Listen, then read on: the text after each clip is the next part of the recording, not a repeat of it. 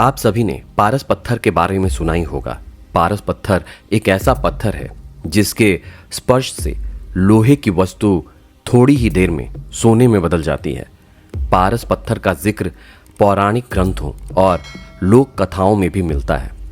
पारस पत्थर के संबंध में अनेकों किस्से कहानियां समाज में प्रचलित हैं। कई लोग ये दावा भी करते हैं कि उन्होंने पारस पत्थर को देखा है। पारस पत्थर की प्रसिद्धि और लोगों में इसके होने को लेकर इतना विश्वास है कि भारत में कई ऐसे स्थान हैं जो पारस के नाम से जाने जाते हैं। कुछ लोगों के आज भी पारस नाम होते हैं। कुछ लोगों का मानना है कि टिटहरी पक्षी के अंडे बहुत कठोर होते हैं। बाकी पक्षियों की तरह उससे बच्चे बाहर नहीं निकलते। अपने बच्चों को बाहर निकालने के लिए टिटहरी पक्षी पारस पत्थर की खोज करती है और अपने अंडों को इसी पत्थर से फोड़कर अपने बच्चों को बाहर लाती है। शास्त्रों की कहानियां बताती हैं कि हिमालय के जंगलों में बड़ी आसानी से पारस पत्थर मिल जाता है, बस कोई व्यक्ति उनकी पहचान करना जानता हो। कहानियों के अंदर जिक्र आता है कि कई संत पारस पत्थर खोज कर लाते थे और अपने भक्तों को दे देते थे। ये पारस पत्थर हिमालय के आसपास ही पाया जाता है। हिमालय के साधु संत ही जानते हैं कि पारस पत्थर को कैसे ढूंढा जाए। ऐसा भी कहा जाता है कि प्राचीन भारतीय रसायनाचार्य नागार्जुन ने पारस को सोने में बदलने की तरकीब विकसित की थी। उन्होंने ही पारस पत्थर बनाया था। हालांकि झारखंड के गिरिडीह इलाके के पारसनाथ जंगल में आज भी लोग पारस मणि की खोज करते रहते हैं। भोपाल के पास एक किला है। ये किला भोपाल से 50 किलोमीटर दूर एक पहाड़ी की चोटी पर बना हुआ है। इस किले का नाम है रायसेन का किला। कहते हैं कि इस किले के अंदर पारस पत्थर मौजूद है। उस पारस पत्थर को राजा से लेने के लिए यहाँ पर कई युद्ध हुए। ऐसा ही एक युद्ध राजा रायसेन ने लड़ा।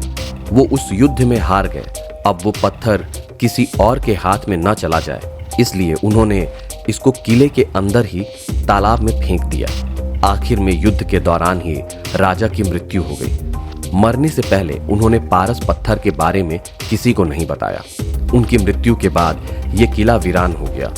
इसके बावजूद उस पत्थर को ढूंढने इस किले में बहुत से लोग गए। ऐसा भी कहा जाता है कि जो भी किले के पत्थर को ढूंढने जाता है उसका मानसिक संतुलन बिगड़ जाता है। और इसके पीछे का कारण बताया गया क्योंकि इस पत्थर की रखवाली जिन्न करते हैं। यही वजह है कि इसको ढूंढने के लिए जाने वाला हर इंसान मानसिक संतुलन खो देता है।